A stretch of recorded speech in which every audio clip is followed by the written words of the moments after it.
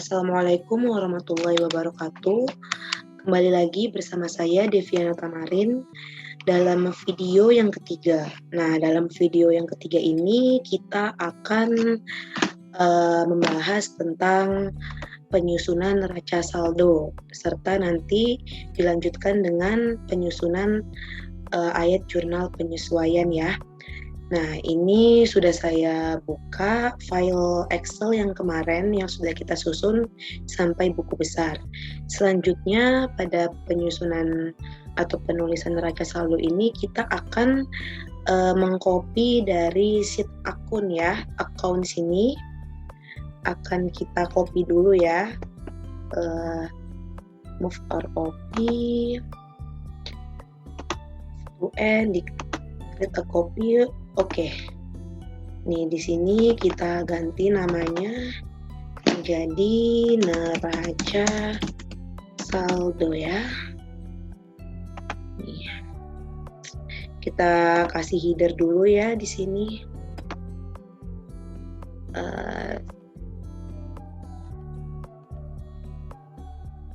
Ini kita copy aja untuk nama perusahaannya biar cepat.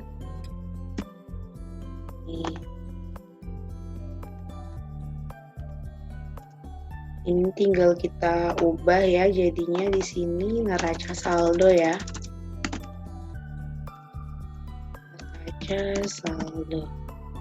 Nah, selanjutnya kita membuat dulu ya bagian ininya. Kita sesuaikan karena kita di neraca saldo nanti akan ada saldo dan akan ada transaksi dan juga saldo debit dan kredit, maka kita tambahkan dulu di insert ya. Di sini kita tulis dulu ya transaksi.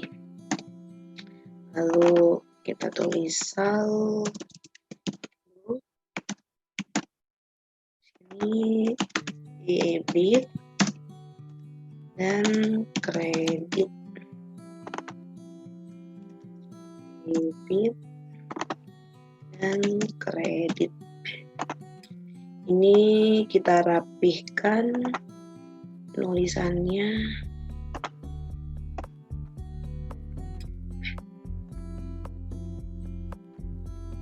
Kita kasih border, ini dirapihkan. Kayak ini juga.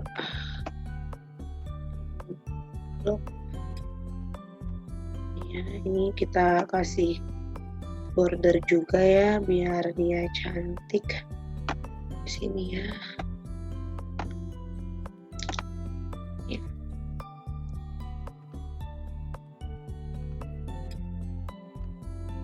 Ya, untuk langkah selanjutnya kita akan mengisi tabel transaksi dan juga saldo. Nah, pada penulisan buku besar kemarin kita telah membuat ini ya, yang kita copy paste kemarin, membuat range nama itu. Maka akan kita gunakan untuk membuat rumus di neraca saldo, yaitu dengan memasukkan rumus sum if, lalu kita tulis akun besar ini ya, lalu kita kasih titik koma.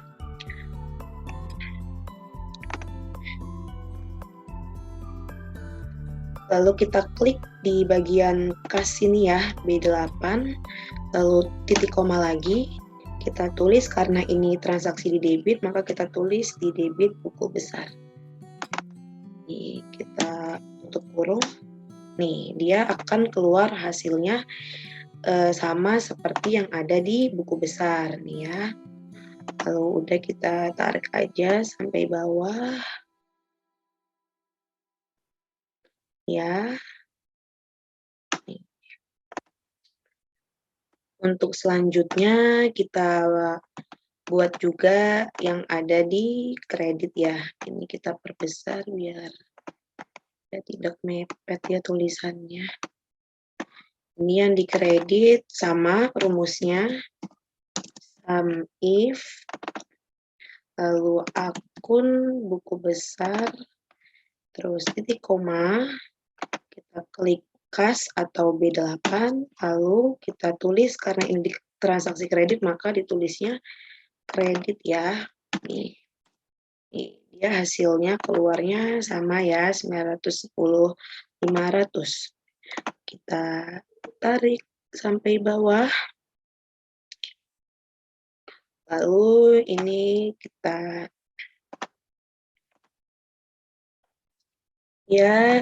lihat dulu ya dia udah sama atau tidak totalnya. Kita totalkan dulu antara debit dan kreditnya untuk memastikan apakah sudah tertulis semua. Ini satunya lagi ya. Ini udah sama ya, dan juga udah sama yang kayak di buku besar.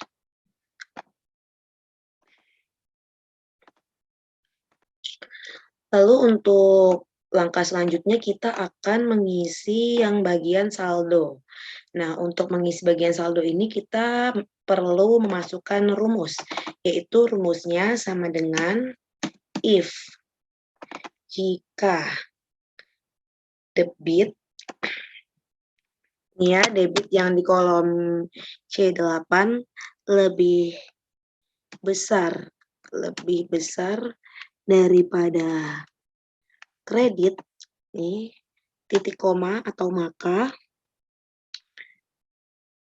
debit dikurangin dengan kredit, titik koma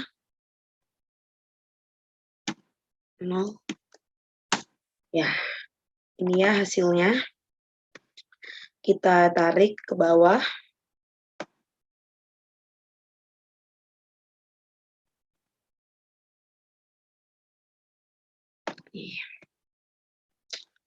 Lalu kita buat lagi yang di bagian kreditnya ya.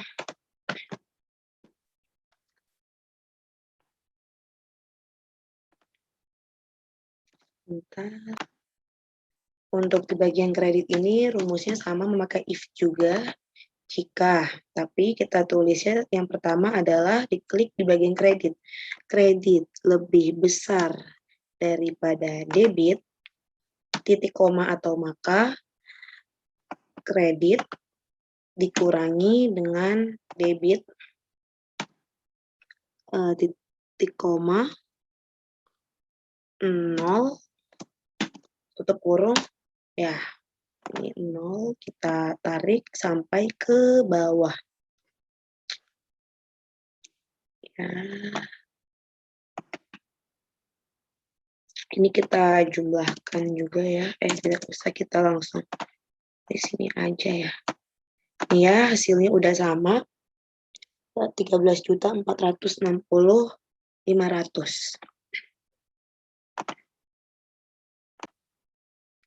Ini biar terlihat lebih bagus ya, bisa kita kasih titik-titik biar ini sini ya. Nih, untuk neraca saldo sebenarnya hanya sampai di sini.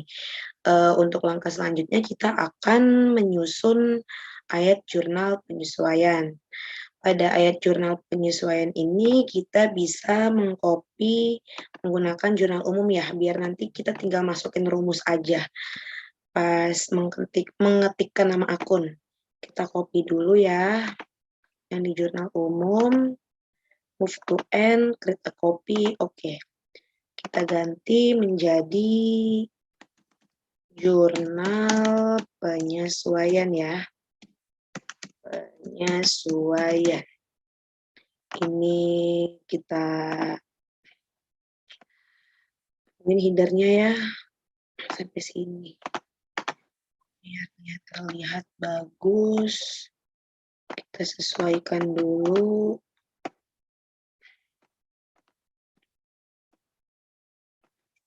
Ganti jurnal penyesuaian ya. Selanjutnya kita hapus tanggalnya dulu ya. Ini, aduh, mohon maaf. Ini kita clear konten. Ini juga. Ini kita clear konten yang bagian ini ya, debit, kredit, dan nomor akun. Kalau di nama akun dia ada rumusnya, jadi jangan dihapus. Konten. Dan sekarang kita buka dulu ya soalnya yang udah ada. Ntar saya buka dulu soalnya. Ini ya, di sini sudah terlihat soal dari ayat jurnal penyesuaian. Nah, karena kita di sini merupakan perusahaan dagang dan sesuai dengan ketentuannya di perusahaan dagang yang tercantum pada awal penyesuaian, maka dibutuhkan jumlah dari HPP. Oleh karena itu, kita harus mencari HPP-nya terlebih dahulu. Ya, jadi di sini akan kita tuliskan HPP-nya terlebih dahulu ya. Yang pertama itu dalam penyusunan HPP, kita tulis dulu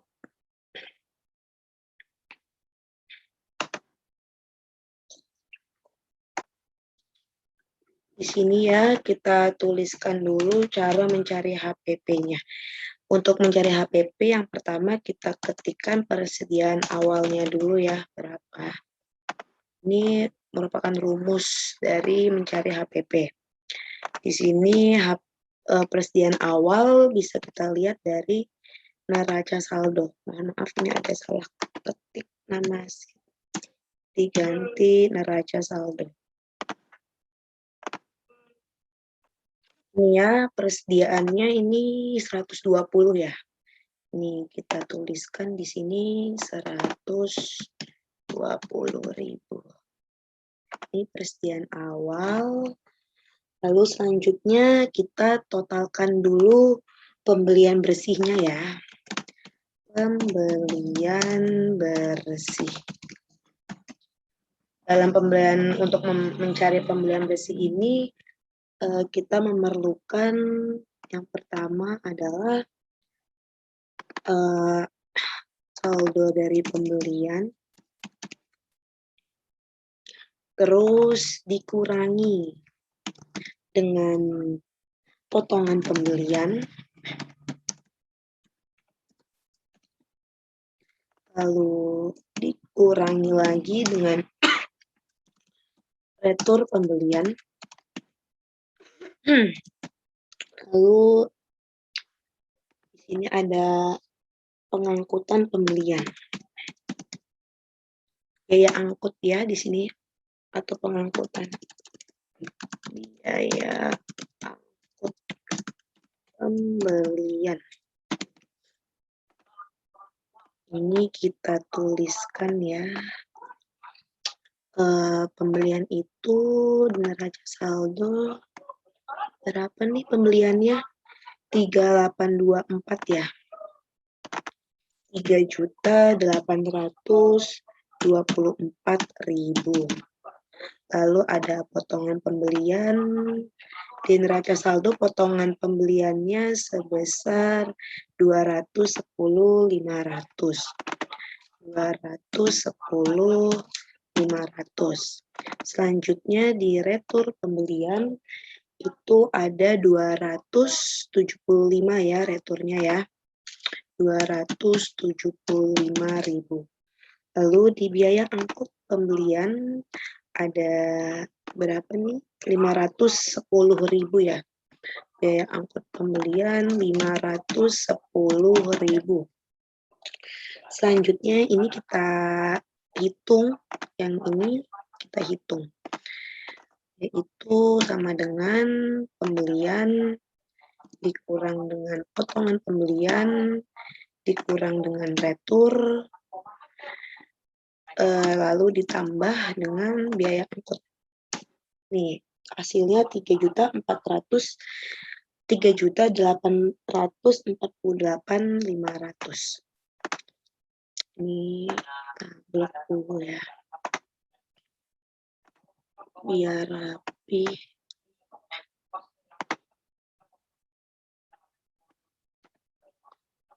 Sebentar, aduh kok tidak bisa ini.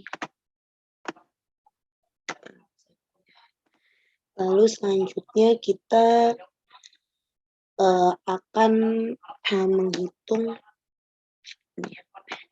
dari ini kan udah ada persediaan awal dengan pembelian bersih. Lalu persediaan awal dengan pembelian bersih ini kita totalkan. Kita totalkan ini ditambah dengan ini. Nih hasilnya 3.968.500. Ini merupakan barang tersedia dijual. Barang tersedia dijual. Lalu selanjutnya dari nominal ini akan kita kurangkan dengan persediaan akhir ya. Persediaan akhirnya kita dapat melihat di soal jurnal penyesuaian ya, yang ini yang A ini ya. Ini persediaan tanggal 31 Januari ya, berarti udah di akhir bulan. Kita tuliskan 200.000 ya di sini. Ini 200.000.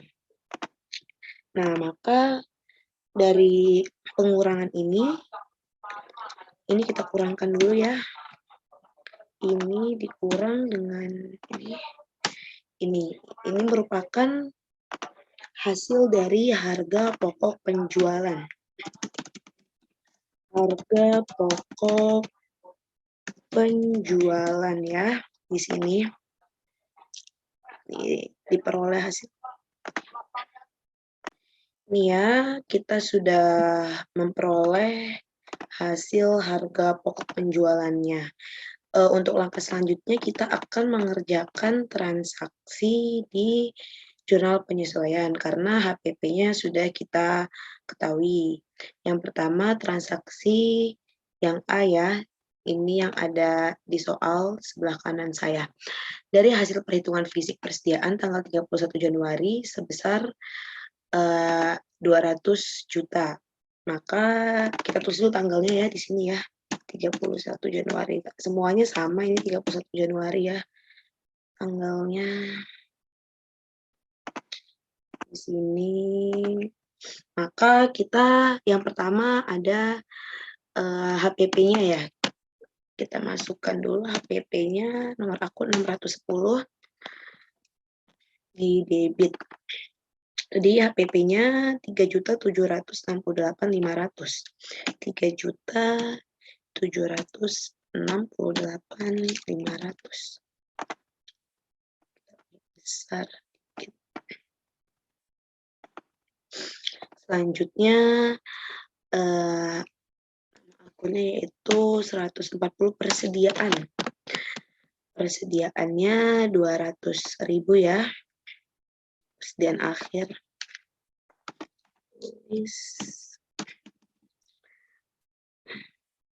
Selanjutnya masih di debit ya. Itu ada retur 510. Retur pembelian sebesar 200 berapa ini? 275 ya. 275.000. Selanjutnya ada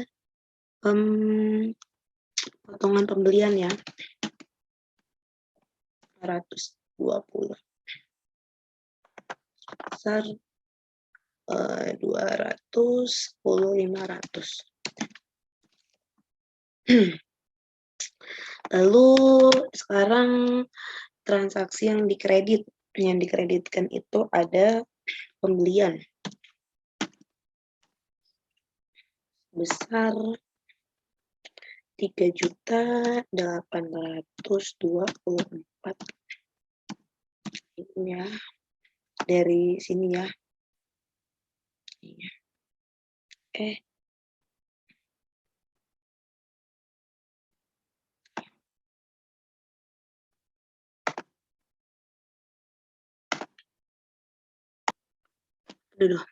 Selanjutnya masih di kredit itu ini nomor akunnya 600, yaitu biaya angkut pembelian sebesar 510 tadi ya. Lalu selanjutnya ada persediaan. Nah, ini tuh persediaan awal ya. Nih, yang ditulis adalah persediaan awal. Persediaan nomor akunnya kita samakan kayak yang persediaan ini. Ini yang di sini persediaan akhir ya. Yang ini persediaan awal. Yaitu sebesar 120. Nih. Nah, kita lanjut ke transaksi yang kedua. pada tanggal yang ini ya, soal yang B. Persekot asuransi yang telah menjadi biaya pada bulan Januari 2020 sebesar 100 juta rupiah. Kalau persekot asuransi itu maka dia akan beban ya di debitnya, beban asuransi, atau di sini nama akunnya yaitu biaya asuransi sebesar 620. Akunnya ya di debit, lalu dikreditkan persekot asuransi sebesar berapa itu? 100.000 ya. Mohon maaf, salah ketik di sini ya harusnya. Dia telah menjadi beban ya.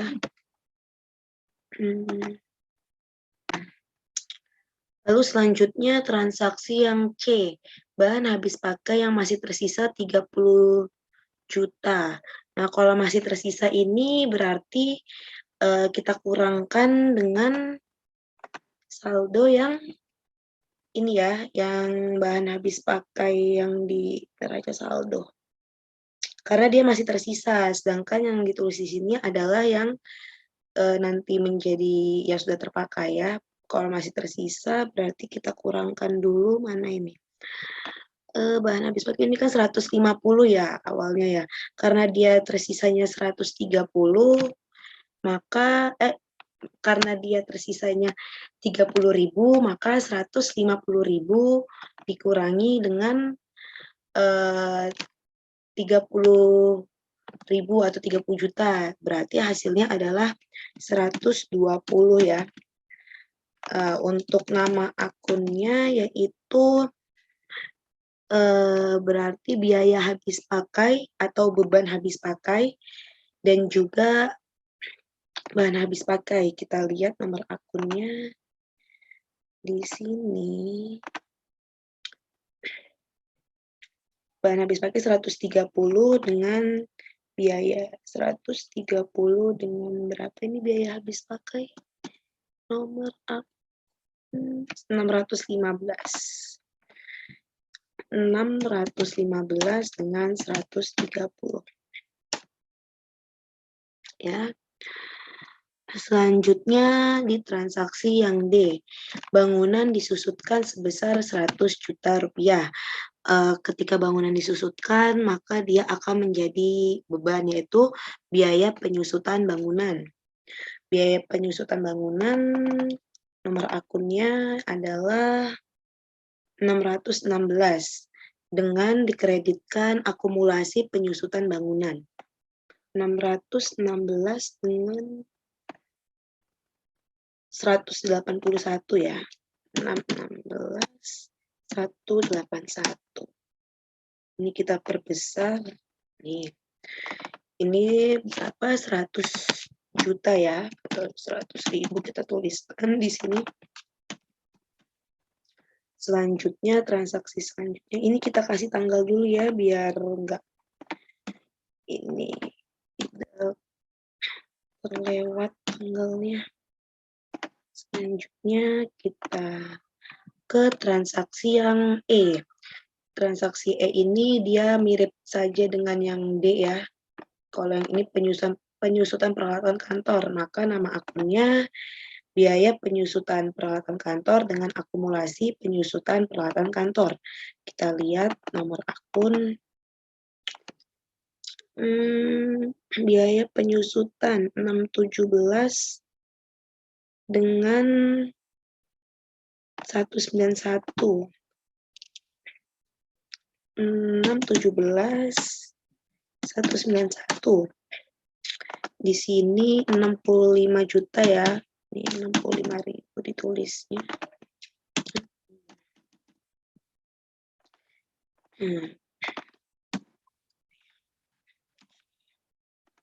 Transaksi tanggal 31 yang bagian F. Sekarang terdapat hutang gaji penjualan 12 juta dan hutang gaji kantor 10 juta. Maka di sini terdapat 3 nama akun transaksi. Yang pertama ada karena dia hutang gaji penjualan dan hutang gaji kantor, nanti dia akan menjadi beban atau biaya. Maka yang pertama kita tuliskan dulu biaya gaji penjualan. Nomor akunnya yaitu biaya gaji penjualan 612 dengan biaya gaji penjualan dengan biaya gaji kantor 618. Selanjutnya hutang gaji ya yang dikreditkan 210. Di sini kita tuliskan 612, 618 dengan 210. Didebitkan dulu 12.000 atau 12 juta, ini 10.000 atau 10 juta, dan di sini 22 juta atau kita tuliskan dengan angka 22.000 ya. Selanjutnya transaksi yang G, kerugian piutang diperkirakan sebesar 2% dari saldo akhir bulan. Kalau kerugian piutang diperkirakan 2%, maka kita melihat dari saldo di neraca saldo sini ya, yang piutang, kita lihat yang piutang dagang ya, 775.000 ini 2%-nya adalah 15.500 ya. Ya, berarti 2% dari 775.000 yaitu 15.500. Kita tulis dulu ya di sini ya biar tidak lupa. 15.500.